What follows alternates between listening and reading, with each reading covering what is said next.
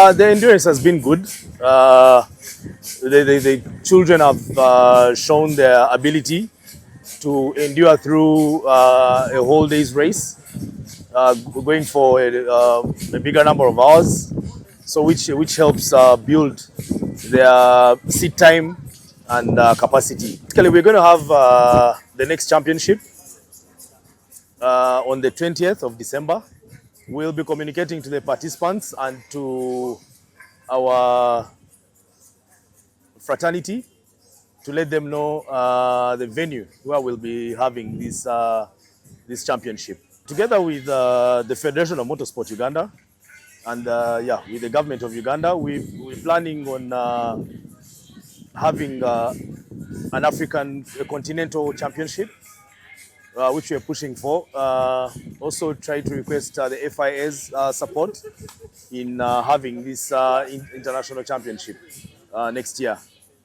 It has been a prestigious event whereby we have seen young stars performing very well, pushing to their limits, and coming up, we had a new guest here who was driving Japanese, and it's a good thing for our drivers. F1 Club has been organizing these events, karting, and this is the fundamental or the foundation of good racers or good drivers in Uganda.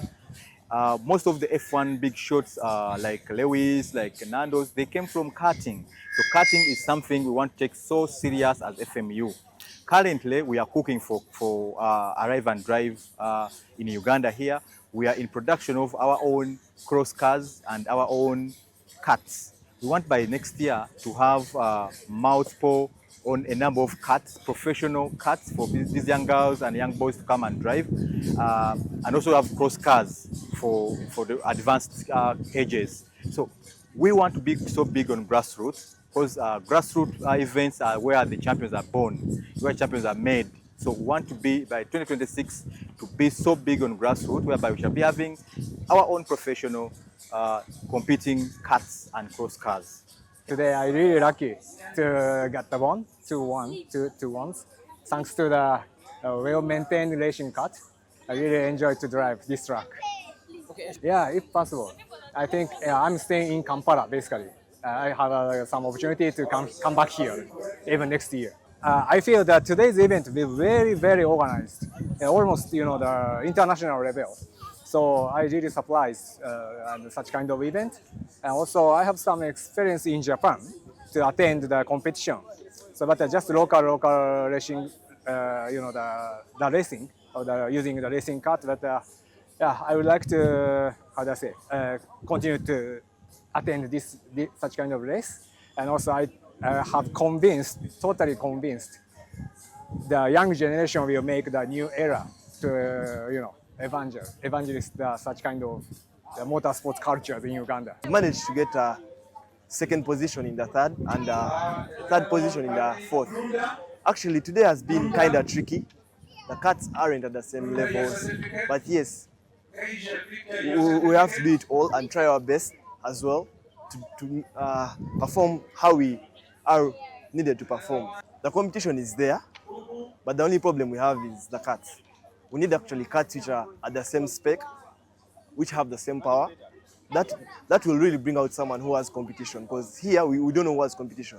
Because if I land on the best kart, obviously I'll be the best for the whole round, which has been happening for the past years. This third and fourth, actually I think I'm the one who has picked the maximum points, because my fellow drivers who are ahead of me weren't participating in the last events, and I think it's me who has taken the most points in these events, which makes me leading this championship so far. And in the next two, hopefully, I'll come and do the same what I've done. And yeah, hopefully I'll take the championship again the second time. I'm really grateful that I won these trophies because I'm grateful, and also me being in the female class and winning these trophies is an honor. And I'm really grateful that my parents were able to take me here for this championship. And yeah. Both of these two awards mean a lot to me from the past years that I've been in the championships, the normal karting races, these trophies mean a lot to me, honestly, because from the past events, most of them I've not been on the podium, but it's the Lord who has brought me here. I don't take it for granted. I thank my parents who paid for them, who trusted me. They brought me here this morning. They didn't doubt me. They kept on encouraging me to take part in these championships, and yeah. So that's part of it. Alright, a very good evening and welcome aboard to the Podium show. Every single Monday from 10 p.m. to midnight, where we preview and review everything motorsport, local scene, as well as on the international scene on this 29th day of December 2025. Only hoping to wish you much from the last time we did run this show. As usual, tugamba koze mfuna mabirungi twebaza Mukama Katonda atumusabe atusako nebinje birakuba betebigwa then abachafunye mu buzibuzibu better sweet musabatamere ku mpendo batufunye ku remedies so moko obuzibu obo tulivinga obulamu obuli better. The Podium on Kufa TV ne ku 102.1 Fafama program eno so kubango girabo now oli across the entire world ku DSTV channel 381 ne ku Star Times over ina antenna over DS over dish so kubango la program eno as well as using the Fufa Media app. You also want downloading am App Store yo or Play Store. You definitely be able to watch Fufa TV or no cool is 102.1 Fafa Amazon and other Fufa Media services using the Fufa Media app wherever you are across the entire world. Kaniza Kesh omanyiza program eno nina job bro ane Jackson J Serwanga digest a lot regarding the world of motorsport. Good enough bakulu bano bonna badde mu sprint yabadde over the week yabadde ku boxing day. Lots of talking points in there. And ne program yetu tugenda kuba centering nnyo ku the FMU annual awards gala 2025 eri upon us on the 3rd day of January 2026 wali ku Silver Springs Hotel ebugolo tino omukulu wano there's an organizing chairman organizing committee so biti kumkama wange awards ezo of course nejo munatu the modesty is not even near award winning taina wali let's accommodate him ku Podium feeling taina ko chali just so kwa watuliza then we pick it up from there webale kabomo akosebo nenke yanziza abatulira abatulaba mbala musizanyo muje baleko je mukozeko lwalero ebole nako 3 omwaka gugweko mbagaliza a very happy new year nti muguyitemu in good steps mukulikeyo eBUSIIKA je twabadde ku Friday ku the last official event on the calendar circuit yabadde very interesting and up and down its own way mukuliko omwaka ogwa motorsport gwe tuyisemu guze gutukuba right and center mubadde bikyusemu challenges here and there nebinyuma nenga byonna wamu bitambudde so week etandise bulungi but I hope you had a very nice week and a good weekend and mbasabira nnyo nti ennaku zino essatu ezisigaddeyo omwaka gugweko guyitemu mu bulungi. Kale oyo yejo bro producer abadambuzo oyo tumukoze kyakonze yali koko driver mu team explode champion wakaswa ibile temina ya award yo muri ayani badano ya handing an over champion yakaswa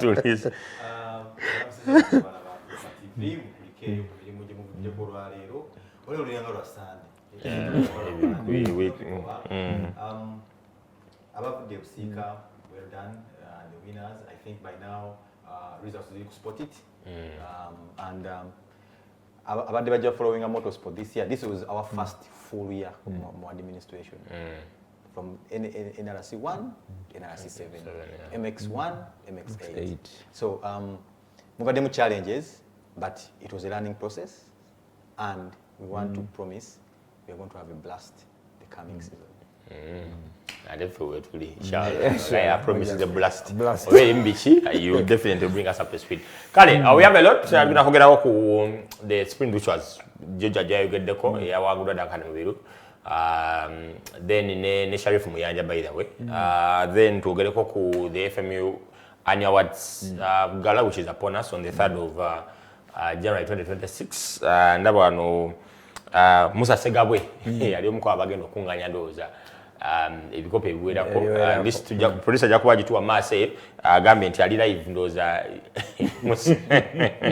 kale ekyo kankikwatemu kale kina naali live wano Monica Birinyo ali live Monica balakutegatako live ali ku set kale we pick it up from with the WRC Kenya Safari Rally. It's upon us, Joe, Dollars Jackson. Nabi Jackson take communication ya cruises and ya gado competing and the rest and the Navy that they from a federation perspective. Also bring up to speed. We've had Ugandans because the Safari is last year Kenya Bajivuganga. It was the WRC at the same time running as the first round of the ARC.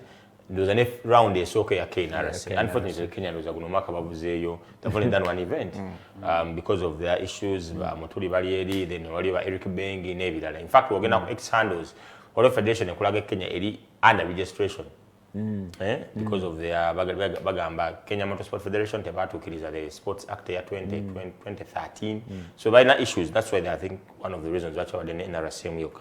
But going into the Safari, how is the federation preparing for this event? Maybe even how you guys nga federation event yago handling because nalabo got the deadline here to say and honestly they need to give communication to people. Nga federation tupushinga fraternity mu ngeri nyingi si competitive yoka even officiating era tufuna tusaka okuva mu WRC Safari Rally eyagala nnyo okwengaginga neighbors fena tugeyiningemu either tufuna knowledge ne experience ne hands-on trainings so mabega kawo na sharing era link abayina obusobozi okuregisteringa bagende basavinge mu capacity zenjawulo as volunteers as volunteers because motorsport is all volunteerism but as safety delegates safety officers stage safety commanders I want to wear bityo if we technical and I think for the first time I've seen so many people showing interest and trying registering. The same thing on the competitive side. If someone shows interest, not just federation, you know what? I want to drive. I want to participate. I want to compete in the WRC ARC category. We support. We push. We may not support fully financially, because motorsport is expensive, and we haven't really come up with a source of income very stable as a federation. But we support technically and also give some small support on motor again of participating. So we are still waiting for. Kivanga na sharing the deadline olukubanga njagala abantu bayangu kuleta their interests tulenge je tubayambamu okulabanga ba participating mu event kati abavuga Avigas baba gondezamu ne deadline very closer to the event asalewo obagenda kosa n'emipira bateka deadline WRC tojana kintu eri commercialized buli kimu jana motoka yoka the rest from the manufacturer one of the drivers yasinga for lack of a better one is okafira munye ali kefa we agenda when was driving the Evox yaguze empira jenji yali aguze Dunlop then atuuka eri nga bamugazi n'okubeeramu the chip so he had to buy another set of tires to fit in. Kuvuga period. Yeah, kuvuga period very good to that time. Even I think that was a very good. I think Duncan. Bonna actually. Joe, Jackson is adagama orders deadline is about day alero. Tires and FIF fuel orders on this 29th of December 2025. Event is Soccer in Monte Carlo, the 94th edition. 22nd paka 25th January 2026. Producer sotu wako kalenda eyo anenga event ya Kenya liyo 12th paka 15th of March 2026. So iso kubanga wetekera event eyo 12th paka 26th. Joe, any experience of the safari? Yes, I've actually watched I think about 3 of them, including the Andiva Dengachi candidate the event, 2019. yes, yeah. Then on a number of WRC events, I've been a trainee steward on a number of them. A couple of them I've actually attended. Basically, just njagala kuyiga, especially the difference between Africa and Europe. Now, Chief Jackson Chakoze of other information which has been provided is actually very good. Information ekwatagana ne rallies is very key. Era abakomera nsiba mbagamba nti buli bomaliza rally the documents take a body. The next event that comes from the document is equals 100% and read page to page. Most people baba mbebile bya bulijjo but kiba kirungi n'osoma kati WRC being a different category of rallying kiba kitegeeza nti sets of rules ezivuga WRC za njawulo muko. Our first attempt at WRC with Duncan Bakefa abakulu bwe bagenda bakiwulira kubanga twakyogerako wona. I remember talking to particular people ne bagamba what to expect never wakana including the entry fee never wakana nega as usual luzungu lungi kati bwe batuuka eri ne batuukako church too. So it's very good to read and know these things nga bukyali nga bagambye what mulimu those requirements tojagana na mipiira jo olina kugula mipiira gye provided for. So you basically mulimu ba right now it's what Hanku, right? So the suppliers of the WRC, that's how they benefit. So it's entirely commercialized. Exactly. So chirunji last year and even this year they've allowed the WRC to score towards the ARC and national. So mulimu ebintu bye bagonzamu ebitonotono. Ne kikakata ku cruise ezagala ku participating okunonya information yenu. Jackson akitaddewo yes, but if you had an interest oyagala kuvuga katandika okunonya information kwata ku WRC safari. Bw'oba togiina ng'okimanyi nti FMU has some information, Jackson information, nonya Jackson otandike. What do I need to do? Bakuguiding otuuke wali obenga osobola okukola ekintu ekyo. But otherwise it's a very good event, very expensive to participate in, but it has an experience and it shows you even in the setup. Singa walabagawaya omwaka oguwedde. Mwaka guno. We're going to see at Ibiza. Mwaka guno. Is it this year gonna kubeera? Of course, it's on the WRC running. This year they're changing the routes. They're trying to change the routes because they're so familiar. Bamaze banga kabaita mu routes. So bazikyusiza. Then it's scoring. It's now it's a WRC. Then at the same time the ARC the first round. Yeah. Scoring a national. National, yeah. So you can go as a national, no matter what you are required to follow as a national. Non-priority drivers, but what they pack in March. Okuregistaringa for fuel. Non-priority.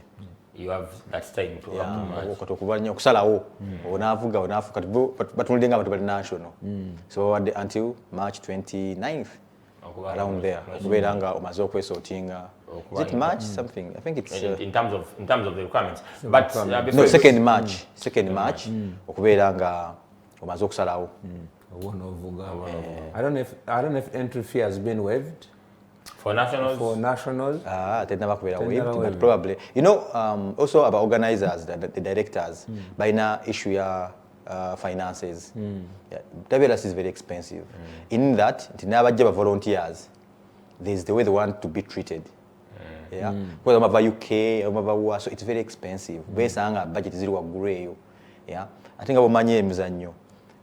Sente zote ziriwo batako kunyigiriza banyigiriza kati entro zijjawo bazo kikola oluvanyuma bamaze okulaba nti okay everything is covered, let's waive this. So omuntu yenna inakuba just alert nga jo bagambye nti you keep on checking the website information ebeerayo. One of the things for the times I've been to Kenya, I was there for the candidate event as well, but for the WRC ndabe eri weekomerawo ddala is when Ian Duncan weyagula ekkubo ka number 0. Then, in the last couple of years, Baldev Singh Chagaya pushing that Evo 10. You would really want to see Baldev's times on stage. No one can back to Anonyanganyo with the Walumala Wakola.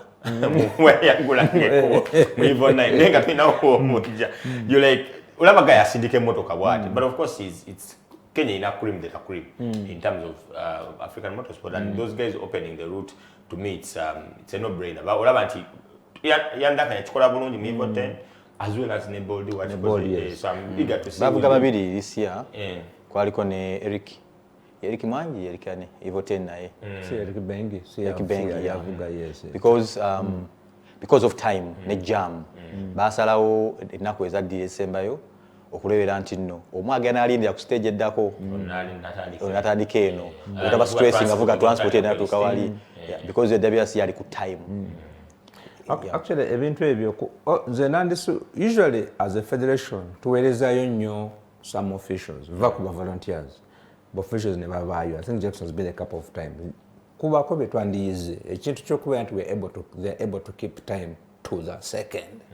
I don't know why we have failed to master it here.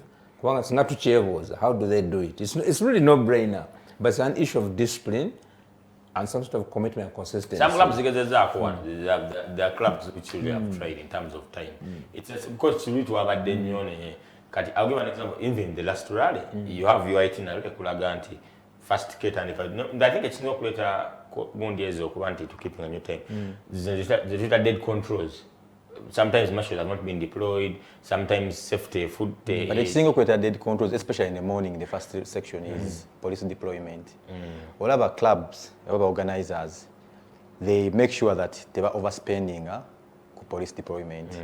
What kichentegeeza kyandibadde better okufuna abasirikale ne basula mu stage bakumpi ne stage okusobola wali deployed very early naye kati oba kima ku stations ebiseera ebisinga baba ne parade ebiseera baba ne briefing ekyokukola kati weesanga waliwo delays or even yetu yali muno za palo y'omwaka 2024 yali mu bikajjo mu kyakaze teyafuna abasirikale eri yagenda ku headquarter ku police ne bamuwa abasirikale ne tenti zaabwe n'akawunga abasuzayo okitegeera kati bagenda okyeto kyalina parade tebakyalina ate mukulu ajja because olebera ngo balina commander wabatanajja tosobola kuva ku station so kiyambako ne kiri costly it comes at a very big cost but sometimes bageza okukeera kubanga ojja kwesanga bamasho we bali mu pale ewedde totoka ku control stage ino za day 2 nga bamasho time marshals batadde ne sawa so time marshals mwe bali twali police. And you can't start a stage. You can't get a stage. Yeah. So. All right, we're going for a short commercial break. To come out, we're going to go FMU Sprint. The other day of on Friday, which was Boxing Day, as well as the round 5 and 6 year National Karting Championship. Then we'll manage to get them the FMU Annual Awards Gala, which is upon us on the 3rd of January 2026. Waliko Silver Springs. Look at home.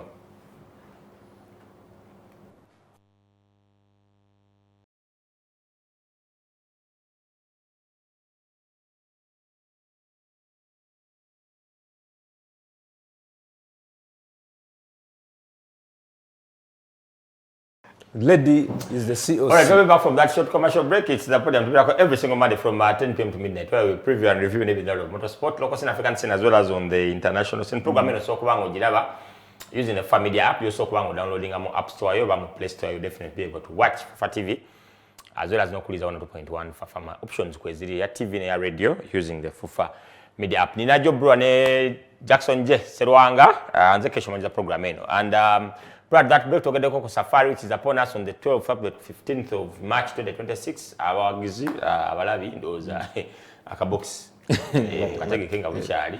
Box. Jakuba mondo. Jakuba tumaliza NRC 1. Probably. Yeah. Hopefully then. Because NRC gena kudelaying amora elections. Ministry of Education and Sports.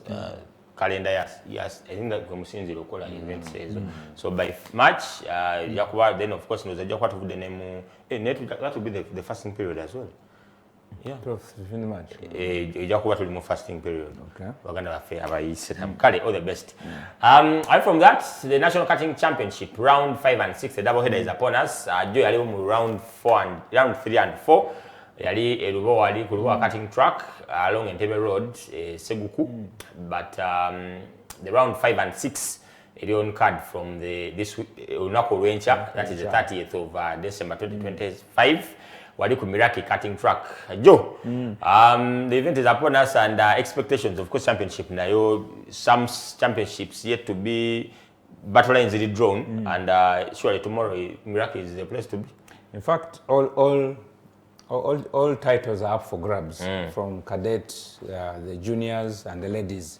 Kuwanga babade bakaranenga gundi nya katebola bidi.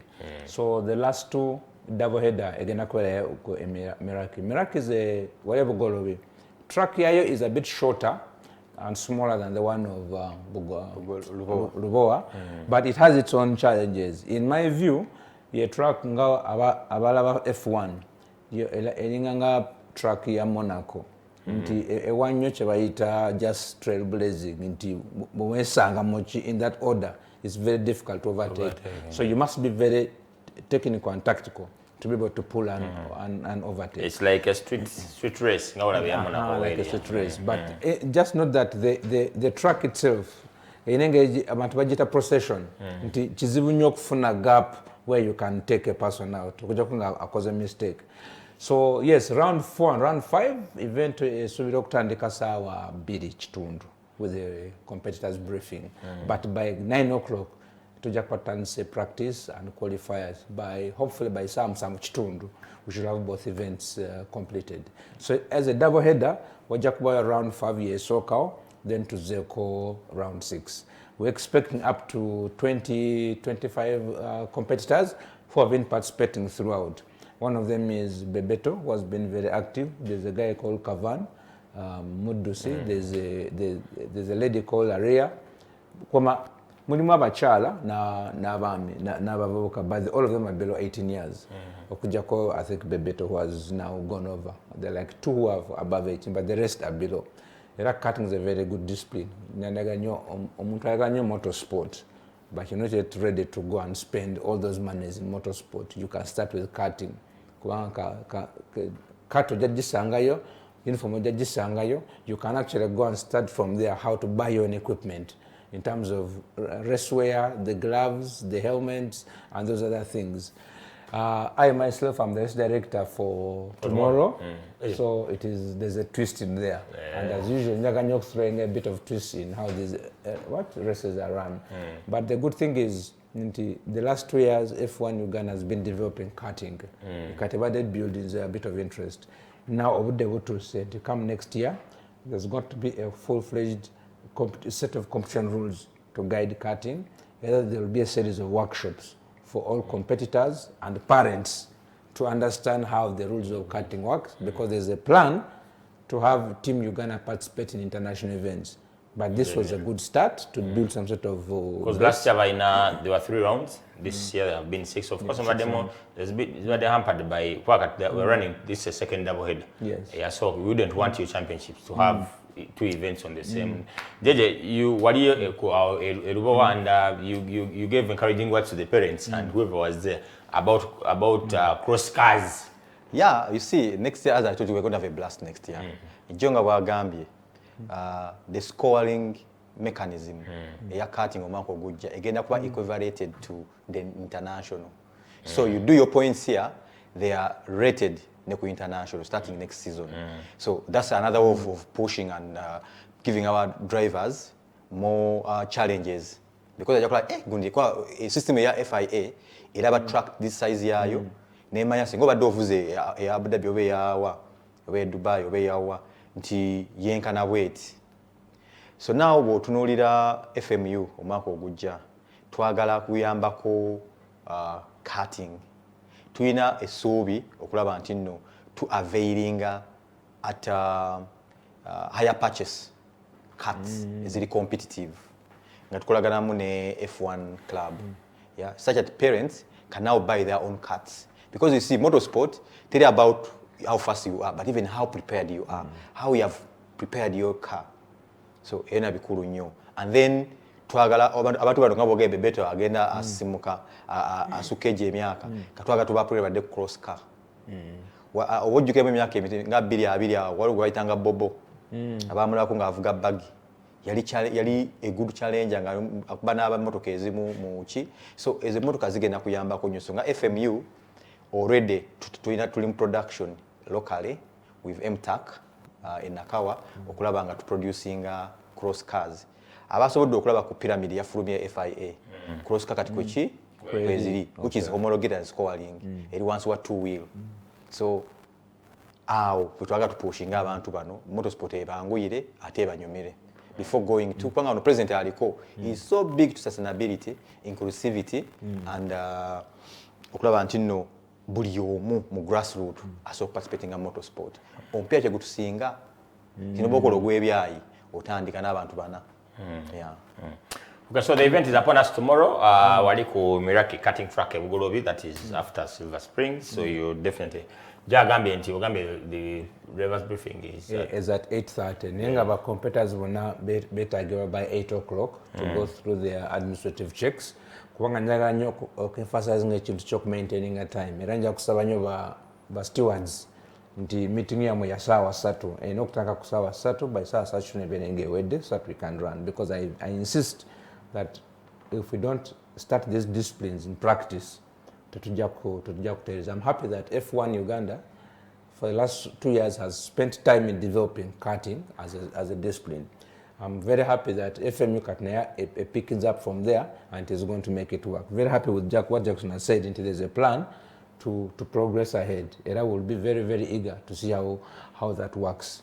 But era nsaba nnyo ba fan abagala motorsport nga temunategeera karting bulungi at least mujje mulabe mujja kufuna ka chance naye muvugemu mwekubeyo doyibwa mu butonotono but it's a very interesting sport on its own. Ono champion guno mwaka yavaawo mu karting Era yavaawo. omwaka guno mu F1. Yeah. Okay, away from that event which is upon us tomorrow, ali ku MERAKI karting track into the FMU Championship Sprint round 4. Yabadde wali BUSIIKA Motorsports Arena, and good enough all of us were there. Including the official FMU steward. Which position were you capacity? I was also steward. No one don't care about the team principal. Team principal is a Dutchman.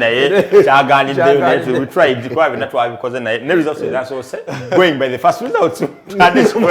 Mission accomplished, but that was the moment. But Joe, the event did attract as usual. It's I think it is the Nepal you're yet to find. I think Boxing Day is. The most attractive event of on the motorsport calendar. Give due respect to the rest, but there's a lot that comes along with it. Maybe because abantu baba nonya where to baba Muganda, as it is said of late. Then ukuja okulabako maybe because that time you have drivers who have upgraded. Give an example, Ngawatendwa, their debut in the motorcar, Oscar Ntambi as well. So for the new season, because for the twin, I think we should think food for thought into when the WRC are going to take season, you see them unveiling their cars.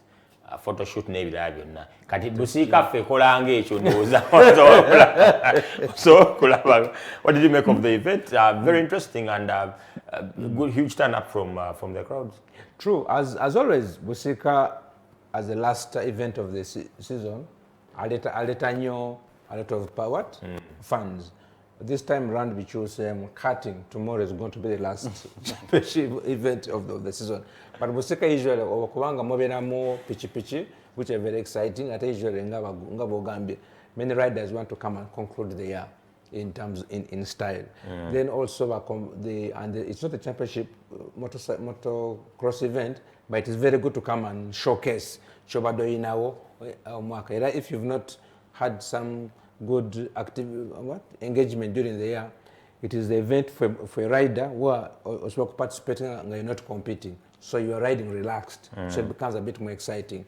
Then for the motorcar, the sprint, engaged nti yegalawo mwaka mu motoka z'empaka, then it is a week of holiday. Abantu baba nonya okulaga, and 26 has always been a crowd puller. So yes, it was abantu babaddeyo bangi, abavuzi babadde bangi, over 50 drivers actually. 45 showed up for scrutineering, but 42 started. That was interesting. Nenga abavuzi baba bangi n'abazi umulamu. Ndi very happy okulaba nti Umar Muchibi, it's called Umar Muchibi. Umar showed up after a very long time. Oscar was testing his car. Very exciting. Moses Lumala, abantu besunga nnyo okulaba Podium mu action. Era very happy that njala biseko okuvuga. Ponsiano, who had been threatening to retire, actually showed up naina avugamu. So it was very exciting, very interesting in very many ways. Sake yabadde yanjawulo muko ya walo middawo yagenze nebanga boye muko ku bantu katonotono, but eventually it picked up and nechikwatayo. But it was all well and good. For the first time, I think this is the longest time I've seen results being released. And for me it is a peculiar area to study why it took so long. So to address those small things, but otherwise, event you have had interesting in it. Yeah, producer so to aku result says is FMA Championship sprint which was round for previously over Mabegako. We used to have 3 rounds, but the federation saw it necessary to take out another round. Then next year maybe challenge the sprints would score onto the categories in the CRS two drive. Yes, Others saw it as a comparing issue, comparing over sprint. So there's a sprint championship like Ngamasi Awards is going to then there's also it's a rally championship of its own. So Jojo, what do you make of the producer read the results? Is Boxing Day, that is the CRC category, but Jojo, the huge turn up and the performance of drivers not good enough na leo Moses Lumala Ramadan mubiru ya mko driving mwana yise mpapulo ya wademo mpapula but the performance of Lumala I was seeing pabade bangamba match is doing a lot in terms of practice. Kati wajana competing wana alaba ku how ajeri zatanye motoka so maybe wanabaze mu competition you would think maybe I saw take a run for them and then even position wakataka au mu myaka mingi nzikati lumasi mulabanga konga avuga na joni ngabiri competition in actual competition kujo ku videos okay kitegeza mazeme myaka 9 almost 10 kitegeza au mu myaka gisuka mu 10 ngatali active so okoma uko nakona inokola practice ate lumalambe bana abavuzi bedda bamanyi the principles of motorsport. Motorsport is training. Any sport I think is training. Walabye Rogers zaludde okusinga tiba driver abasinga babadde bakola wrong approaches bakola bamisinga tulips kugamba nga either it's excitement or without paying attention to details. Yes, exactly. It's very important to pay attention to details. You know the integrity entono nnyo motorsport kyane kyewuunyisa n'ofuluma ng'oli mu kyakubiri nengo okimanyi bulungi wakoze era nenda tuwalife waliyo sawa results twamuwadde ezasose mwakubye mike mukula mwakubidde Reje so kubuuza kijja kitya olengera olwaleero nokolajjo omuntu buvuzo mu yankubidde simu ande musoke nangamba alo ku awards I think a position is sije nino kubeeramu siri mu kyakusatu na misinga ebuka yange yafa ekagga nina kuba mu kyakutaano integrity naye ba drivers betulaba nti no ndi mu position ndi mu kyakumeka tokala okujjako ng'obadde omanyi okako waggulu bakuteeke no wansi awo okuba emmeeza era bya abantu nga bali happy ne results ezasoose sponsor agambe ate mu sponsoring a season ejja blessing on this performance but okutwaliza awamu abavuzi bajjumbidde and yes, they gave each other a run for their money. Yeah, two drive ya wangu dwa Sabit Muyanja, Ronald Muganga. Nono Sabit Muyanja tasoboka mutu Muganga sawe no musanga. Amasunta kwata tambuli wagulu kubuyungo moyo buyungo. Alingale ku pump. Yeah, and Iba Mloga pasua Sudai Simutiaba bakubiri Julius Sama. Nisho mena na kubeera awo. Alwa. Crew number 5. Crew number 5 Sharif Muyanja. Yes, yavuze. 2 wheel. Naye CRC kituufu wrong classification. Yeah, that classification, yes. Then of course maybe nade ndo dokola kumusamulimira zol drifter ne yakomyewo after a long time unfortunately bafunye aborted run. Naye abana bavuga Swift bale myozo twagaza. By the way. Ziganyo kicha. Abazivuga bataziweza. Baganyo twagaza. Kavuma dano nya championship naye Hassan Katerega Mansuri bagana wali Hassan yadano nya championship by the way. Yeah, sprint co-driver. Chatabuse Shaina dano nya championship. Nendo za the top 3 ndo za kuliko Shaina Sudai Simutiaba ne Hassan Katerega. Raymond Muganga. Abadajja kuba abantu. Abadajja ko performance so then twalabe ku Gilberto Balondemu nga ko driving Sadat Negomba abano babaddawo. Was it Sadat co driving Gilberto? Gilberto yali ku gundi. It was Sadat Gilberto co driving Sadat Negomba. That was the guest crew. They were guest for the results. And then those hard luck Musa Mulimira, hard luck Najib Sempija by the way, and yafunye incident yao. Then of course ogenda muzidi categories endala Duncan Mubiru. He's Duncan doze twali to reviewing 2025 nga webadde. Ndozangu Jacob Onsano Rakataka who has won 4 rallies. Duncan has won the rest. Duncan has won the race. Naye okuba nti unfortunately abadde mu kisagwa championship. Ne Ponsana wangu denya tali nesibwa bwogenda ku standings. Is not even third because it is Sebuguzi Segawe Duncan. Then okujjako Rakataka walabikira mu premier class. Obanyi abate Sebuguzi Duncan Ponsiano. Abateesa okukyusa ezo points bakola kirungi.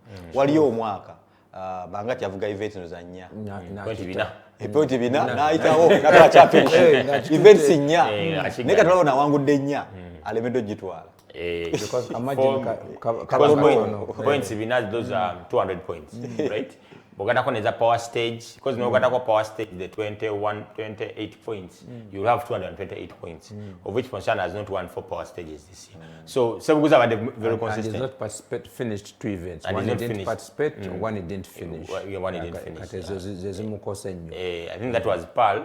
Then even an event just same Okola Hoima. So but the sprint judge going to go forward. So the FMU, the motor riding calendar, FMU. Eri 26th even ngajo yagambe yachigadde.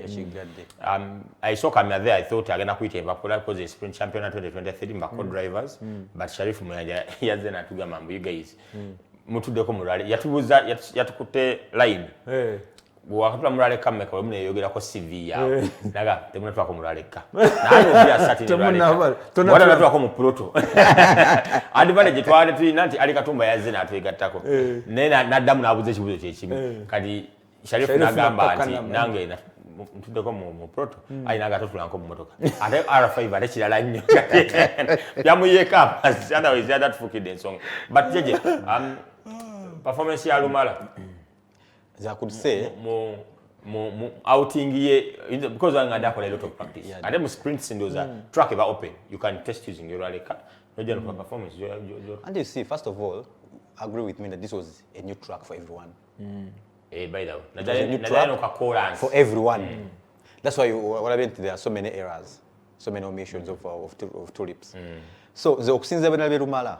Nebanga lya maze ne pressure omanyi obera mu bantu changes obaddeko mu laleka bovuga weka oba okisobola oyinza nokola 220 walabye one of the turn kata yingire mu bantu eno waggulu so pressure yabadde weeri but okusinzira yakutoba kyakuno bakyakutana it's a good performance kitegeeza bwavuga event 1 2 3 he can come back to wakati abadde avuga eka practice nenga ta interfacing a pressure from people and fans and other competitors. You can double track. There's another person on another lane, you're on this lane. So motorsport is not also balancing a pressure and concentration. So I believe where David Decao, it was concentration. Well, players in is Dauda, Oscar Ntambi. Oscar in the Evo 10. Dauda in the Evo 10. Then in the Evo 10 for Dauda Mokas Manchi about them run a Yokubidi. Because Dauda has to itaka on Gakapa Maziga Mazibu. Balclava, I think because of the performance that happened in the first round. Abakomo with the same, if I had replicated the same round, you could run, it would have been a good performance. And for the Moka Mujeko, Oscar Nayaga Mambu, he has not driven rally before because he sat in the Evo 10. Agamba with Joe Alcauteza, Motoka, but the Subarus, the Evo 10 Agamba, it's just starting rallying because it's a different dimension altogether. Then got to go so what the Evo was Sulamund. But Dauda had an issue. Dauda have a demo run there. Actually, he was definitely treatment when he was there. So I'm pretty sure that at some point during the race, his temperature must have gone a little bit high. So that was not the issue on the car. It was him as a person. Cut of course now you sit in that car, the adrenaline pumps, you sit on the escalates, Kajamu disorganize them katono. Then got JJ Wagambia. There were a couple of errors made by most competitors, especially on one turn in the left lane.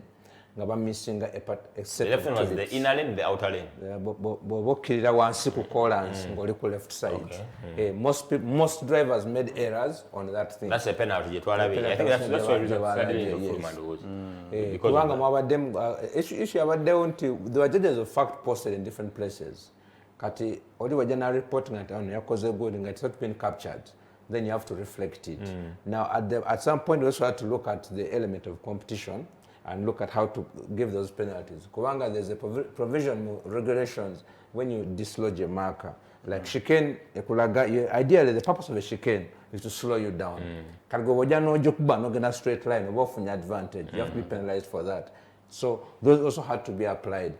Katinga, when you put it there, sometimes the rest is going to funga start day. You don't need the Moses you enable coaching. So we've been back and forth until we got to the final results to ensure that the track was very technical, but it's very easy to understand if you actually pay attention to detail. Twasanze shikenenga elinganga pathway when the stewards walked through the track. Kati netukola modification. Wale bakura bangambe lanyanga mujono nye bichimbale but say shikenya you're supposed to slow down neda zinawademba zesigena kusibanya kutema wait mpitemu ngata uchifudde. But I think where was instead of singa bafunye penalty you're missing it. Each penalty you're missing tulip. That's why if you miss a turn, you've missed a tulip. Kubanga road book ekolaga what it's supposed to do. So each tulip you missed had a cost penalty to it, as discussed in this meeting. Second, buli shikeni je watomere no jijja mu position yayo ne wajifunide ko penalty. So anti buli ya miss the tulip tezenkana kati musajja wo nayo gede navigator wa team wo nanga wa missing the tulip na wakana nabaga basoko so ekyeso kusanza na hafanire yaze na agamba nze sina kyemisi mga kale nyamba nsomera notes zonga bezigenda wansi mukuzisoma was enough nagamba you missing nga kati road book wakozotia wano yenye namayant okay mwana mwe contract mwana mwe contract ajja kuyiga bwana bakiriza. There's something JJ said which I keep saying wano navigator yangambye ye botomo kwata monsobi he's going to be happy with it which is very unfortunate in what elements we're going it is creating an enmity integrity baba kwata akuta ate yaba mu buchamu era bado instance yabaddewo ngoli agamba ate we competitor munnange gondo what is the integrity? We're going to break to come out to previewing the FMU annual awards GALA, which is upon us on the 3rd of January 2026. So let's see what's come out.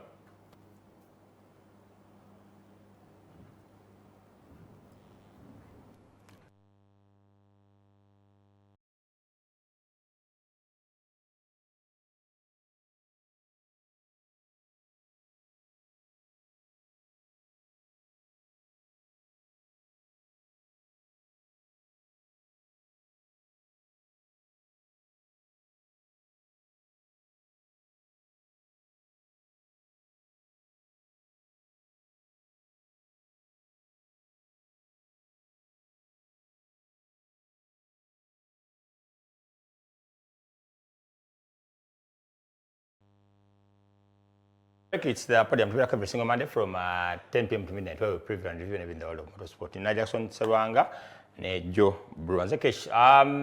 That we're sprint FMU on the 26th, which closed the FMU rallying calendar. Na Eastern Motor Club over the weekend we had an annual general meeting here. Wali ku Sisan Suits Ginger. A couple of Eastern Motor Club members, Gigi Young. The assembly was attended by over 30 competitors. They also of course with other officials. The same club is organizing a training event on the 31st day of this very month. That is so to be a couple of tickets to give out here. So kubango not whether what you make of the event, as in okuangula tickets here, so kubango tuweleza over call 0703 810371 0703 not William Vuzichi yawangula event crew chi ezawangula event yali organized by Eastern Motor Club yali both a Jinja ne Bugerere mu category NRC to drive CRC oyiza tuweza ku divisions division 1 over division 2. We have 4 tickets to give away. So kubango tuweleza ene category naji okwata tujja kwa so kubanga tukwa ticket yoberengo bera part of that EMC training event edidawa nakalama nze event nungi nnyo okubeerawo nti olenge abavuzi bana batandika abamu tebafuna mukisa kujja mu event zino endala circuits kati Eastern okutegeka grassroots event nga training event nabadde mu AGM nenfuna omukisa okulaba ku their plan ba officials ogendo kyabona from officials nti bapya because in training teba ya ba drivers boka nebo officials naye ba officials bebetaga okubanga bali pushed so nalabyenga kuliko so Edi Muchibie so is a senior kitegeza official kwa bajja babayina a good trainer so training ene yamba side zombi the competitors and the official, which is a good thing. Grassroots yegenda okubeza omuzanyo kuba sustainable. In fact, we're craving so much for clubs to organize club events. This is a very good nachagala nnyo kubeera nti clubs organizing events zaabwe ziri domestic non-championship. It brings a lot of excitement, it brings the club together. Ku assembly mwagambye mwabadde ne over 30 competitors attending general assembly ogatteko ne ba members abalala, which is very encouraging kubanga many clubs not able to do that anymore. Cut that event very interesting. 31st December Nakalama, which is in Igang, if I'm not mistaken. Mkola yagede kuba officials. Chentegede kuba simanyo bachitufu nemuna nkakasamu nti COC Muchala Monica Bwirinyo. Chitufu. Okay, that's very nice. It will be very good to watch Monica in action, and that is a good pump for ladies. Women in motorsport in action. Bafuna just at least. Na buza lwachize mungambi engobe gundi. Katabitunyo Right when they you must spoke. Waliwo bafumya service naga lwachi one yatugoba. Yesawa ya abapange interesting to see the list of officials aba event here, no. Njakula kusiara owayo njakula good mama Kenya abavude mu event here hosting a COC Monica aja kunyonyola high experience as a COC for the first time. By the way, Monica invited. Anafu njakwera for TV na 102.1 for covering event ruja kuda ku Monday God willing to about 2 na episode okubanga bibere, but the event is upon us on the 31st day of December 2025 wali nakalama double circuit. So tubere tuwagira abavuzi asolo kubanga ba competing. Eastern Motor Club ina a couple of members, computers and a couple of drivers, a couple of cars is ever side there. And by they have the safety. Uganda Motorsport Safety Marshal Association, Umusima. There's a wing from the Eastern Motor Club. Yeah. Haji Sajabi. I believe you made a Janet drone in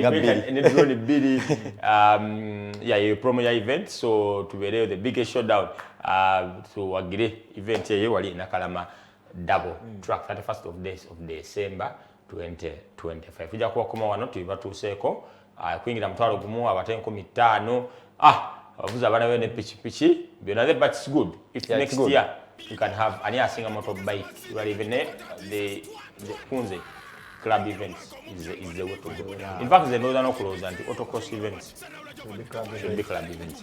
Then ononye we are a national champion, ononye buli abangu mu region muje bavuge round ye muchigwe nekato omuntu ali ku national mutwali embala mu kilomita 6 kwa 10. It's to me chibate chi, but of course it's way to go. Ampola. Okay, away from that into the FMU annual awards gala 2025. They don't card on the 3rd of January 2025. 26 to Inan, chairman organizing committee Jackson Serwanga, JJ. What we've since 2023 awards is 2022, where we even after delaying again they awarded yards. One of the members of Media Services 102.1 for 5FM Bawangula Award Motorsport Devotee. Award is assigned by Motorsport Devotee. It was the first time FMU president we agaba ku award. Yagaba award by this way. Ezizenga presidential awards. Though as Bible ozambo award yandi bademu, but this question yomukuru yagaba a couple of devotees. Ndoze yawa Fufa yajiwa nawa Magi bila wa Rose for Yawane Sharifa na Mamboba Yantutu Rob Sales, I think, as well. Yeah. Very many about side Kaketo aliyomkwa unabafuna. So it was umukoro gwali mulungi nnyo. Naye kuva 2022 2023, 2024, and now. and now. Kale guno sijja guteekako because 2023-4 moments ezo ba champions bazo Jackson zabagibwako. Yeah, so the igniting. You can igniting the future. Bano bachana bakwata kamera bwaba anonyo wa mawulire alike sawe owa 2023 ne 2024 akulowoozaako after always over second fiddle after the one of 2025. So jeje here we are mwavudde ku someone set me question kukubuzanga yakimbuziza mwavudde kuki mwenyurudde mutya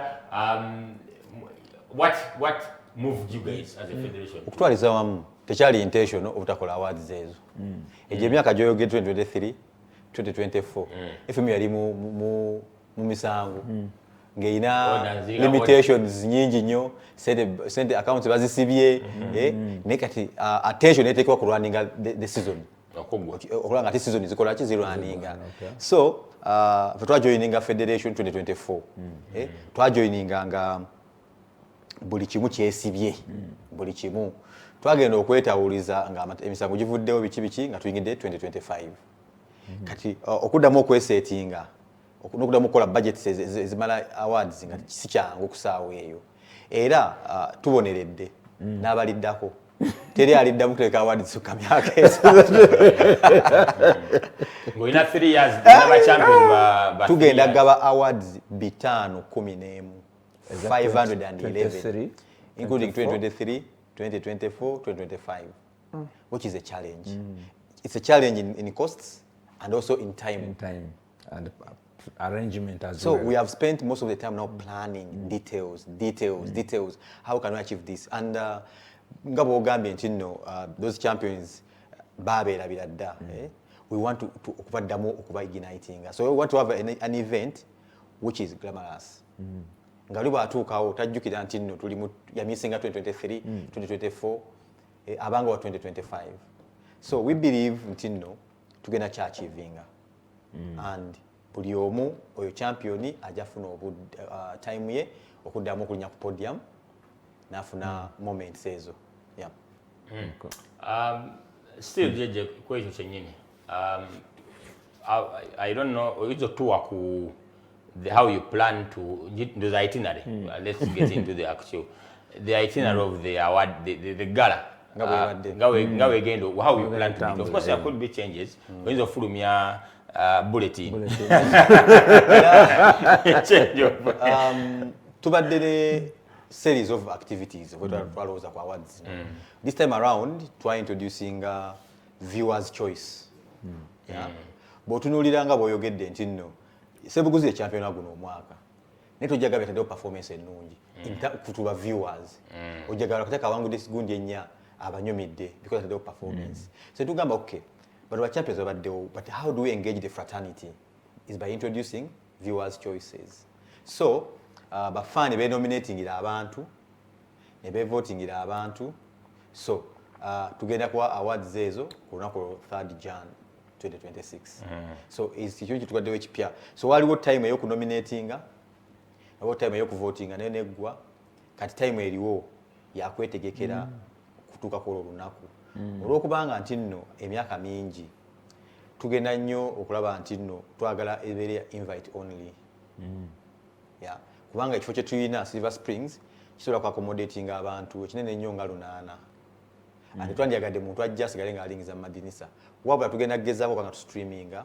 event eno ku mikutu egy'enjawulo nti nno n'atasobodde oba n'ali mu kyalo akyali ku New Year's atanabakomawo asobole okulaba event eno but abasigadde bonna abali mu fraternity tugenda kugeza okulaba nga by before Thursday buli omu afunye invitation ye either in soft copy or hard copy but mainly in soft copy yeah tugenda kubanga bukimu kiri online okuyambako okwanguya emirimu egyo so tetusuubira muntu kujja n'asamba kajji kubanga n'entebe ejja kubeerako erinnya ly'omuntu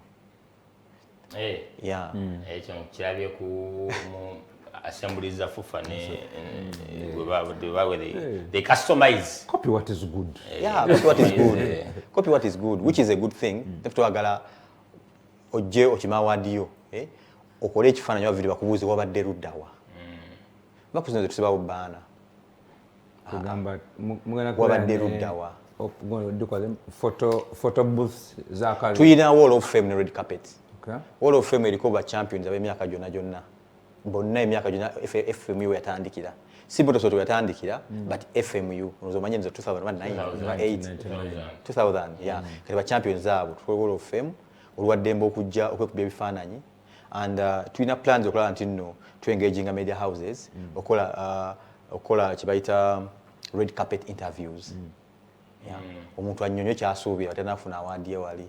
So tulina plan ennungi buli omu afune value for the awards nti ziruddeyo, but it's worth it.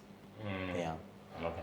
Joe, the excitement, the awards 2020, 2024, 2025, and he's given the reason as to why there's been that delay, federation being in court, accounts being frozen, and here we are, finally, the champions. Rokuba and Kali, Judge Agamenti, baga take our situation, no 2023.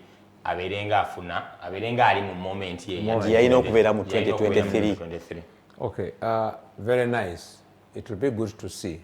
Nenga bagambye, those challenges were there. Era za kolanganyo setback eyo nezi deterring that what those events being held mu budde bwayo. Ne baba basobodo chikola. I think it's a good gesture. Era kiyambye nnyo nti zigenda kubaawo mu bujjuvu bwajo. Era kijja kuba kiri nnyo okulaba how they are doing that to accommodate and give buli category ewangudde even 2-3 years ago limelight yayo to run.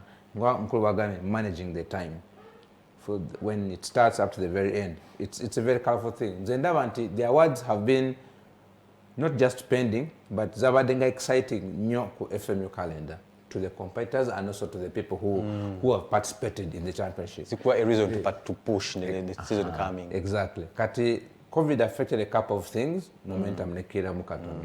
Netugenda netokuba mu 2020 then eventually nekidamu wansi.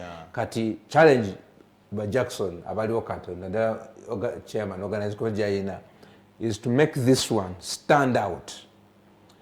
On the event day itself, it should remain a talking subject for quite some time. Already, opportunity jeba mentions pre-event hype yotebade tewera. Njiraba ko. There was talk of a launch. Tewera. There was much talk about a launch, launching of the awards. There was much talk about the. Technically, Twakend is a promotion to do cloud control. That's what we did. We had plans of going to pushing, but again, you're going to advertise for so many people, which you're failing to accommodate. Because only the competitors who are active, Balimu 300. And being competitors, they have to be there. And then you want to give a chance, like a husband or a wife of someone. You need to show your wife or your husband or your colleague, where do you always go? I've never that feel. So, it was to Gamba, you know what? If you promote this thing so much, Chikena calling for so many people, which we cannot accommodate. Twagala kokosa e was deal. Because the whole year, Elizabeth, it was almost 18,000 people. Yeah. That's another chance. Because Ezali was Ali. Ezali Kabila. Kabila. Which is a small room. Now it's a smaller room. So that was Munyonyo. Elizabeth Hall. It was 18,000 people. But then, costs. A plate was around 120,000 Uganda shillings. Plate of food. So netuga manyika tugende ku Silver Spring. Tugezeo kulabanga tu managing abantu. Tugenda kola sessions 2 emisana n'ekiro. So kitukosa sessions 2 tugenda from itinerary. Tulabe nti nno abantu bagenda bajja we bagenda. Basobola okujjawo. I think Jackson it makes sense. I still believe communication for me is the key. No chiranga, no emphasizing it strictly invite only. Come on, man, so if I don't have my invite, I mean, CDO, right now, Bukenya msajja wange badavuga the last 3 years. Nchimanyi is a champion for 2025. Congratulations. Nchimanyi was a runner up mu munana last year. So nja kuwa musanyukirako. Because now I know it's on 3rd. Sijja kufuna invite, but I know the event is there. Nja kulabika. So there's a possibility of having people like that abagenda okubeera a problem. Kubanga bo mind event yo jeri bulijjo bajja kujja. So we are trying to be respectful to everyone, yeah, without discriminating abantu bachi. But we are kindly asking the fans there, the drivers and everyone that we have a small space. We cannot accommodate the whole motorsport. But it's our obligation to accommodate all competitors, both MX and rally, even including karting. It's a must because this is their event. Now, we talk about our invitations. To our day chance of 1+1. Restricted to that. Okay. +1. So let's assume we have 300 competitors, both MX and rally and karting. We have 300 competitors. We got to go +1. That's 600 or 674. So whom do you give those? Tunagatako partners, sponsors. Tunagatako officials. Tunagatako club presidents in the clubs. Tunagatako so chat koze mbobi. Yeah. Nti myaka esatu era tukusa kukwiza omuntu kudamukola myaka. Sika kwade mwaka gumu. Ay. Emaka gumba lo bayite bandingi. Ndumu yaningide. So tugenageza okulabanga. Congratulations that you have actually made it happen and it's going to happen. Already me I think it's a big step. Era mbayoza nyo nti mutuse wawo. Katulinde the glam of the day. I hope FUFA will broadcast live. Inshallah. Tugule ku popcorn. Kati jogo official. Twagala abantu. Abalabeko ku awards abadde za Bayasin Nassa. Twagala twawukane mu kunyambala ebbeeyi. Bagambe oyo mwavu oyo mugagga. Okay. Bulumbu afune suit ya black ne botai ya black. Mwana mukula ku table awo. Tebamanya ani mwavu ani mugagga. Bagaba motorsport bali smart. Being together ku broadcasting. The dress code is black. Black.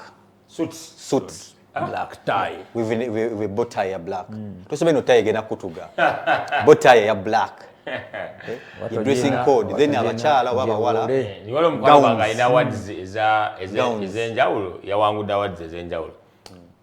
Ayagala buli award gyafuna ne suit yayo. Era kisoboza wayina award mukaaga ne suit mukaaga. Kati akina leli bweti.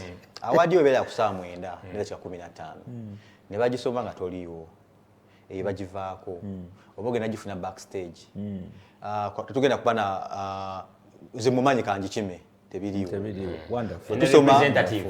Teri any representative. Okujjako a communicating the prior nti nze ku 3rd Jan siriwo nensi ni sebu Kenya anchikirire. Era Bukenya afuna all the privileges ngezoli. So Bukenya abanga abadde agenze kutambulamu.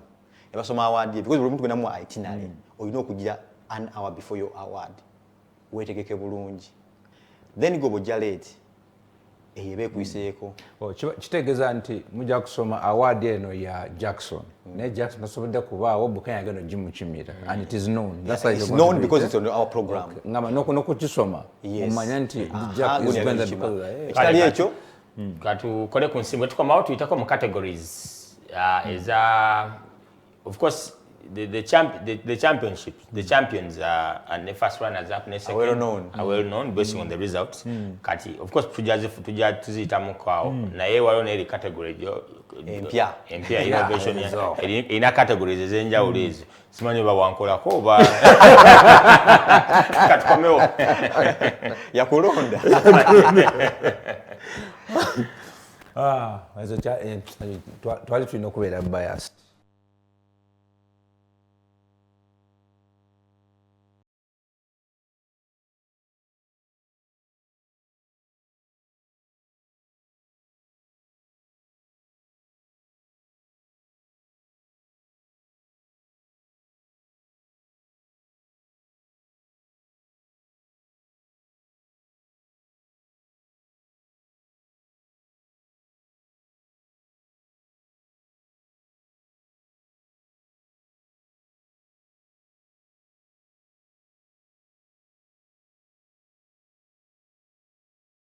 All right, we'll be back from that short commercial break. It's the Podium. We're back every single Monday from 10 p.m. to midnight, where we preview and review everything in the world of motorsports. And the question is Jackson Serwanga, Assistant General Secretary at the Federation of Motorsport Clubs of Uganda, at the same time, Chairman FMU annual awards organizing gala. Nane Job Bro, who is man of many hats in Shao Gambi Oli Mukati Molish Race Director. Okay, all the best. We mark. Yeah? We have okay, prior to that break, we're previewing the awards FMU 2023, 2024, and 2025. Did that what they call itinerary, of course, subject to 1 or 2 changes, but we'll definitely keep you posted or cool FMU social media handles. This is a podium. But producer also ku categories, JJ category yagambe ya abantu okulonda. Tuzitamu kuba nominees, then tugendeko ne ku the results za 2023, 24 ne 2025. There's a category where you mutana feelinga ya karting. Of course, round yancha. Negas win the championship ya 2022 mwajimaliriza. Ati neli yemu kweze zitaga waduni. Ngose gaba organizer wewe. Temwina award ye. Tutegeseho slot for 2022. But champion no ezo zitaga tuzitegekede slot. But if nga ba organizer we don't determine. Okay. Bana bagero zitwala. Kati tochitwala antinnoze ndi mu FMU kachitwale ono organizing era buli kimu kibatuwa kuvamba ebinana lizo tuzijamba DVP bwatuwa list, these are the champions, these are the runners up, that's what we do. Yeah. Okay. Kati nenga fe 2022 tade slot weri kale producer katwe ku categories zaba wagize zeba londa is 2025. That is very good innovation. Categories is study the obvious. Study the obvious. Those are viewers. Yeah. Producer sort of categories ezo. What was best branded team of the year? Yeah. Bisanizo Rally Team, Segam 14 Racing Team, Drugs Express, Mayweather Rally Team, Weed Rally Team, May Rally Team, KCB Rally Team. Kale. No, ida. Just jakubuza go walonda kwa mumanyi kwabye. Ofuna Best news website Kaorola Media Sports, EMC UG Name Sports. Kale. Category that producer bike of the year Nwagaba Eric Rutaya Amza. No, bebavuga ziri piche nene. Ariko ibusika roza November nga mwenda there about. Ababana bavuga ziri pitches fananga za GP So bebo okay, biker. Yeah, biker. Then Tunamasko bike of the year Tunamasko done. Okay. Category that producer Sarah of the year Zubeda Ali Godfrey Mayanja president wa EM wa Southern Motor Club ya Seromo John Bosco Musisi. Ono uli job gwalonda mu mind. Hamza ngaya bola. Siara Hamza tabadde ko Siara oguno. Tabadde ko Siara. Siara which event? See, I don't remember which one. Okay. Drift of the year Lukago Uthman bano bali mu the discipline ya drifting. Yeah, drifting. Okay. Julius Isha nominees Trouble Katingeri best branded crew of the year bali ko musanvu. Wanotulayo ko 5 Katinga fans club or association of the year. Rally Addicts, Anti-Rally Club, Rally Hunters, Uganda, Segam 14 Rally Team, World's Rally Team. Ezimu ziliko 5, ezimu ziliko 4. Were you supposed to choice it? Mwaina banji and you had to accommodate all of them? Yes. Okay. And our limitation yali ku the number of nominees you have got. Katamba afunanga nominees fanagana. Sentuloza tumayiga bajjako oba tubaleke. This is a new thing. This is like, let me say, it's like a pilot. But coming next if it happens again, it will be strictly 4. 4. Okay, strictly 4. The top 4. Top 4. It's just as we go on, just okutangaza abantu how those names were arrived at. Kubanga walwayinza okumanya nti nyini abafuna batya. How did you arrive at those as the nominees mu categories ezo? Twakola calling ku social media people. It's now time to nominate. We gave it 10 days. So, twaina a Google page, Google form, or registering amanyago as a must. No tuna categories. Gwe no londa go subira nga fa. Ndikatingeni oli abalonda nsejjere, abalonda Stuart, abalonda Bukenya Ronald, ko balonda. kati abantu be nominating abantu kwa twatwaga tukiteke mu bantu tukije mu ffe kwa afe tubayina mainstream media personality of the year kense jere kenta lirenge Stuart Kimera jira chikulwe Nicholas Kalyango na Kenya onowulira asini oba momo yandabira dala simanyi nitaga screenshot ya momo gweyo category mechanic of the year. How did you arrive at this? It has still bawagizi okay so mungereza no by the way aina ARC nambo no uli abamuvuganya Bashir Kadipini kanikazi hivyo tenzo wana Uganda Oscar Williams okay Hassan Waswa Mahadi motorcycling Ibrahim Mutebi Hassan Waswa kaza mazibagali nje atawasenga usibamanyi physically but abantu babere nominating bateka okay producer category ndala most entertaining tool drive crew of the year what's rally team maybe the rally team or rally team Ajamil Kavuma we did that most entertaining crew of the year mafuma for rally team Sagam 14 Simba rally team Kankane rally team Sebuguzi rally team Moi rally team Kali rally team with rally team entertaining otegezachi why mutegezachi in this category entertaining katunga badde BUSIIKA ntwalo kuraja ku start ensine euma nga byagendo bakola babisuubira babimanyi wolo omuntu avuga tugambe nga Sebuguzi guno mwaka tataddewo nnyo bintu bigamba wow abadde calculative natero akataka ataddewo byonna bikoze okitegeera otula n'abalala ngati nga Bebeto nga otula Bebeto obadde ki abamanyi gwe yalonda most right of the year Ellen Birungi Ethan Musede Miguel Katende Jason Barrows Gift Sebuguzi Swansea Semambo okay Sambo sorry yeah Sambo okay producer so to category ndala motorcycling media personality of the year Lian Tutu eno nzibu eyo Taiwan ena bajja kwetwala awe interesting to see the results okay category ndala producer motorsport personality of the year Musa Segabo ya Sinna Sado ina Asimwe Sam Sewaru Shemise Nkatuka. So in the person of the year it's not about performance it's about your contribution to the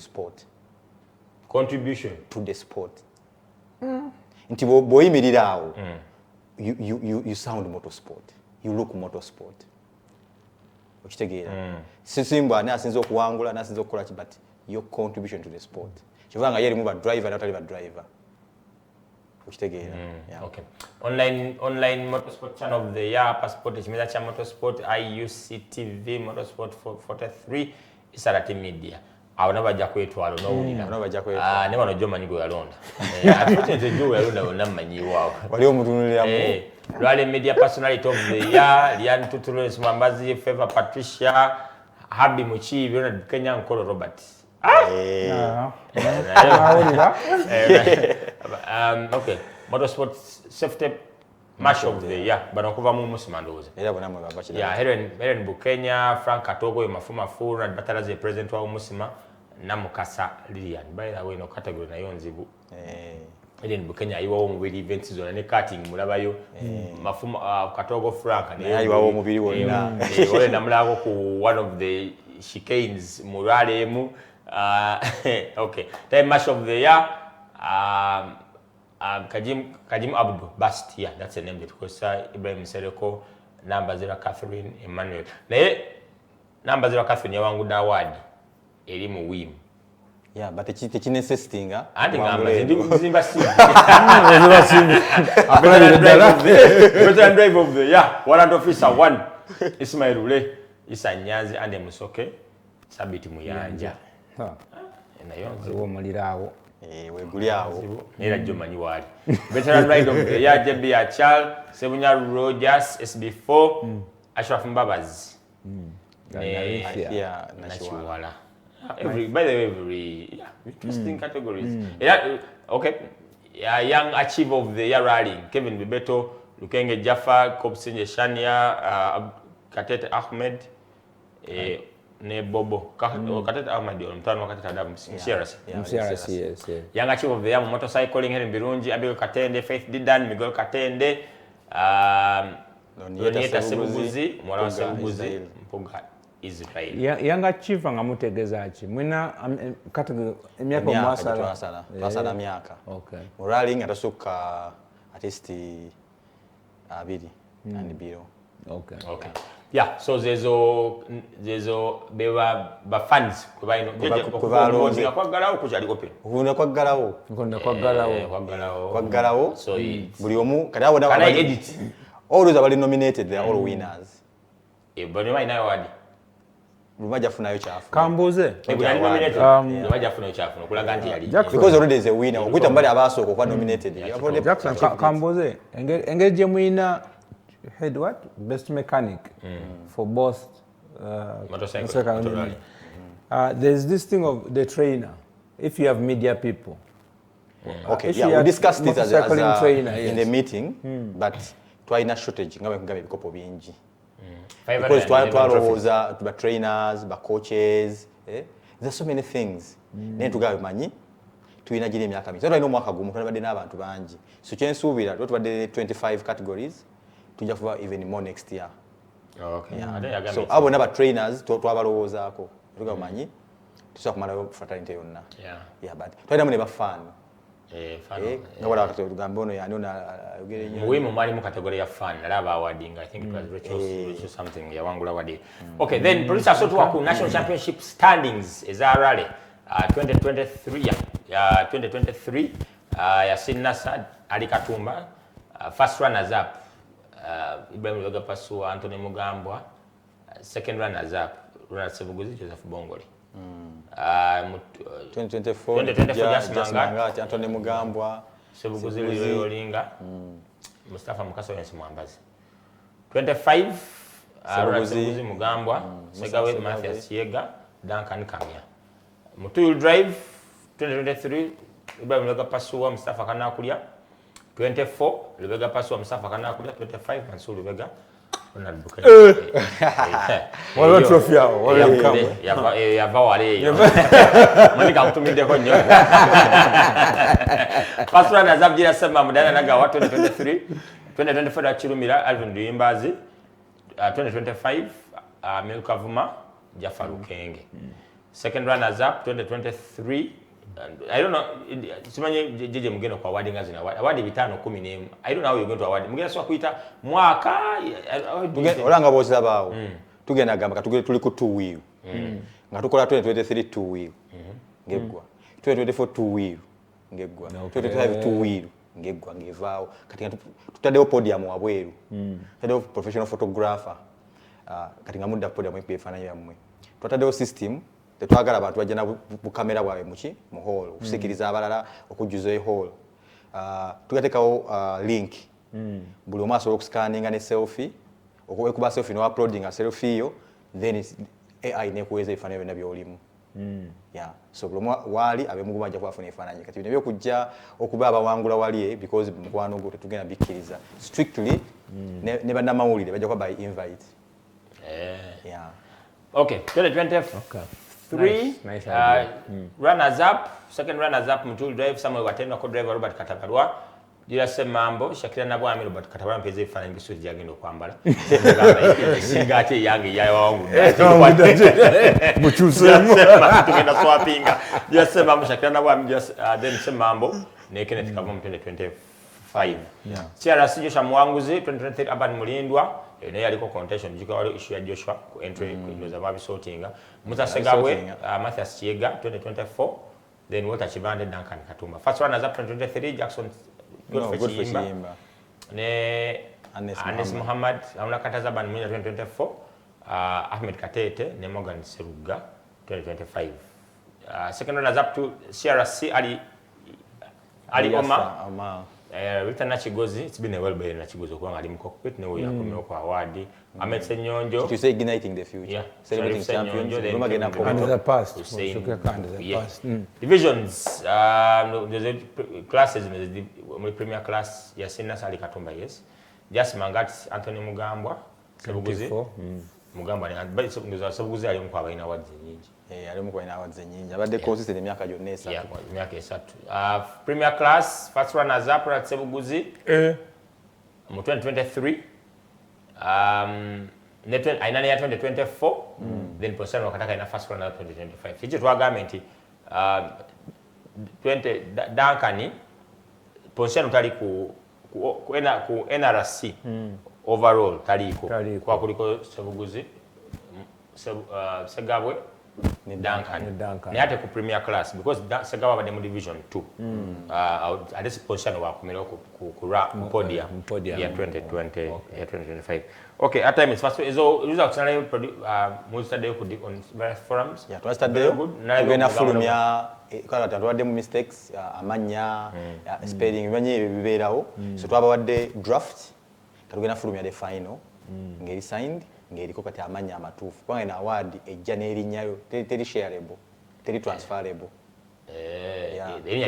ejja kweriri okay ne championship jo wangu de so interesting to see the target fulumya list esoka akwemulugunya akulete kati era tubalese okwemulugunya kwabe kati what I can assure you to sort is almost 90% by now so by tomorrow tumazeeyo ku rokusatu to publishing list endala kwa twagala muntu ajje wali okwemulugunya mu bantu tulina abagenyi okuva Kenya tulina kwa ministry twagala kwemulugunya mu bantu bagenyi twale twaniko obuzina nengamba food for thought nengamba baji twangenza okulala on humanitarian grounds nengamba Asia okay na message one wa Musa Segawe agamba elsewhere when it comes to voting once you vote you can see the results there and then but this we could not see meaning backstage things can be cooked. It's not elsewhere you see elsewhere votes zirabika ola balando walozi labyeko abantu the winner is yes because elsewhere wala ziri open ways to kitegeeza za kusasula people pay wala byenge zibadde zakagwanga people are paying to buy this time around it's about animugaga animwavu it's about who is popular and then twagade kudiscouraging abantu kugwa mu maanyi ti haba antwala and then tetwagala muntu baleme kujja kwabo manya nti Ronald wawangudde kye kikutwalayo so awards zone ziri popular kezibereza Grammys you vote but you don't see the votes. No, I think what he means displaying active windows as that 2020 chategeza chendaweke chenjawulo katugambe category ya media personality zabadde 8 people so those ones are displayed nemomanya these 8 are the ones who have been nominated but there's a cut-off period but when that cut-off period is done you get the ones most likely to win over top 2 or 3 kada abo mumanya nti kale mufunye mchagamba tuyamala okulonda sega mu 14 yada mukumanya afunye obululu bumeka obululu tusaba kumanya chemanyiko nti omuntu amenyeka I mean you reduce the number of people from 8 netumanyite kati this is 3 kwa kuli winner but ngabo gambe it is on that day that you actually get to find out so tugenda okukola bwetumala ogaba awards ezo tugenda sharinga QR code omuntu ogiscanningako kusikuyyo kwa screens nyingi nnyo you scan it then wano ogiscanninga ofune results zonga za performance results zina back end anyone can petition a review after najana alaba but asisubira yo ntino then you recall the award we don't recall because we don't assume tugepa ne mistake name tegenda kubera avoidance of doubt tegenda kubera so this is a system generated awards voting system whereby there are no human errors AI no human errors okay kati wado unada manya wainzo Mzonyeleza watu buzi. Ndabe kwa category. Okay, earlier I asked the question nabuze chibuze cha ugabaze tickets. The 4 tickets we have is ani asinga. The event organized by EMC on the 31st day of this month in Nakalama. Nabuza otubuli kuba wangula in a category zona and we have different winners. Tuna Paul Okuventinda. Okay, sagamba clarify no essence here it is sorted. Paul Okuventinda, then Twina Henry from Iganga, Mark from Iganga, and Rachel from Iganga. So Beba wangu. So tugenda kuba will definitely share. I'll forward those tickets as I evented on the 31st organized by Eastern Motor Club. But as we part way, ngatumaliriza producer ngamba time is fast. Njeje. Parting shots so kwa awards zino kubanga 2023 2024 and 2025 time I don't know because you have kuva sawa nya paka sawa musanvu ogwokumakya nga bucha anakimeeyo eza tuuliza same kuba awandi badde ojangu yako itinerary egenda fuluma ojagenda ku sport iti ojeyo itinerary yandi badde ale yandi nyime nnyo nga monika mbiri nnyo we programming okirizibwa okwerekerwako kimawadi tetwagala tokirizibwa kuwereka entourage atulaga entourage tetulina guwayise guwanzikiriza okujja naye akubire mu ngalo nkugambye ensonga twamuyise alabe abantu bobeera nabo nebyobeera ogenzeemu sikubeera muguli omu njagadde nnyo momo mbere naye ng'afuna awaadi ze ate abeere naye ng'afuna awaadi naddala era yatuna bato zaffe ne momo ku track and off track but of course for the betterment of the sport. Jeje, parting shots? Yeah, I will ask bafani bonna especially bafani abatabasobodde funa invitations tebakitwala personal tulina limitations in fundings and also the space, mainly the space. Yeah, so tugenda fulumya invitations mu bafani abamu competitors abamu nabatajja funa +1 takitwala personal tebakiyinza bampadde +1 mwenye abantu balimba nnyo mujuza alifu ngolo bali marital status mwenye bateekawo single kafe twafudde forms ezo buli wali single tutekawo +1 ate kati wali single ate kati tumanyi kati buli wali married that's +1 wala bana next of kin nga ataddewo ko driver awe kati already ko driver ajja kati fwe tumanyi musala space tusala space kati tutuli ensonga zonna. Okay, then coverage on TV knows yeah, twagala coverage on TVs ezinabasobose ne social media handles affe yakwa kwe tuli live atasobodde kujja tugenda kumenga sure kwe tuli live. Okay, yeah, aliso omuntu aberenga feeling alabe kigenda maaso. Yeah, ku YouTube, ku TikTok ne ku X yakwa tuli live updates ku update site omuntu amanye kigenda maaso ani awangu dda nakoze eki. Yeah, moto kati fan bawe nabo nga tebasobodde kujja ne bamanye kigenda maaso. Okay, jo parting shots for awards come restricting for award. The congratulations FMU and the whole organizing team. So a round of applause. No basanam to there. Basanam for organizing it to very good one. All the best to the winners about competitive categories. Congratulations to Balabia. Never nabana betunamanya on that day. Muzesibe bili. Ba fans ba Kenya ba fans ba vote zabo. Tujja kwera mugundi nyingi. Netujja kwa kintu nyonga Jackson bagambye. But not so the following all day yo. Nja kusubira twajja kwa briefing procedure for everybody to understand kubanga kati for most of us kajja kuba kapya mukati. Ne nominations zetu abadde ne online session ba nominees bonna ne ba winners yali ya 2 hours to be engaging ne babuuza ebibuuzo to understand ebigenda so tugenda kuba n'endala engagement abantu ba briefinga olabuuza ebyabo kubuuza amanyisa azajja amanyi alina okukola yawera tugenda kuba nayo. Okay, so we have 2 motorsport events at the close of the year and beginning of the year. The first one is the karting event, which is upon us tomorrow. Wali ku MERAKI karting track. Okubasa abedi kitundu tubeereyo. You'll definitely get back here on Monday, God willing. Tuwale na iso dokwanga bitambula. The championship gets down to the wires and battle lines zone. Then of course on the 3rd of January, 2026, the FMU annual awards GALA 2025. On card on the 3rd of January 2026. Wali ku silver strictly by invite. As by the chairman of the organizing committee here award.